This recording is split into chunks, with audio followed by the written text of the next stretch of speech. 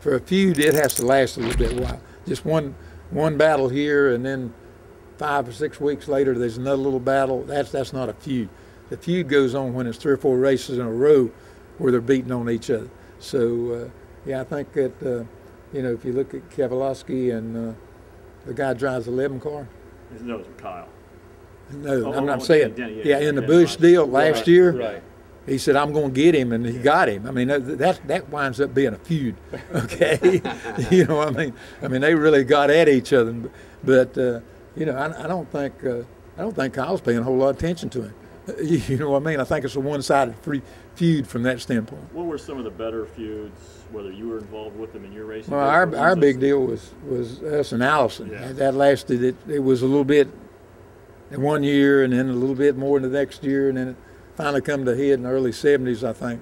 And 3 or 4 races were in Martinsville, Wilkesboro, and a couple other races where we really got, that was a feud. we was trying to knock each other out of the race and still win the race. So it got to be of all the feuds, I would imagine that's the biggest feud there's ever been as far as racing is concerned. I've had run-ins with Cale, or Cale's had run-ins with Waltrip, or all this kind of stuff. And I don't never see that. I think it's just more of competition than it is a feud. And I don't think the drivers look at it as a feud part. I got to get him or I got to beat him. They go out and try to beat everybody. But you thought that with Allison. With Allison, that was a completely different situation. I was trying to win, he was trying to win, and we knew if we beat each other, we was going to win the race. So it got pretty bad there for a while. How do you end those, Richard? Does there have to be an understanding? No, you just meet in the hall and say, okay, we got to stop this before we hurt somebody or hurt ourselves or somebody else.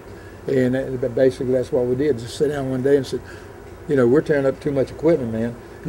He was tearing up Junior's equipment, and I was tearing up my own equipment. And we said, this has got to stop. Plus, we were fortunate in the crashing and stuff we done, we just crashed each other. But anytime you got that much going on and us being mostly at the front of the pack anyway, then you're going to get other people involved that's innocent. So anyhow, we just called it a halt and went on down the road. Rowdy.com. Say it like it is. Say what like it is? Rowdy.com.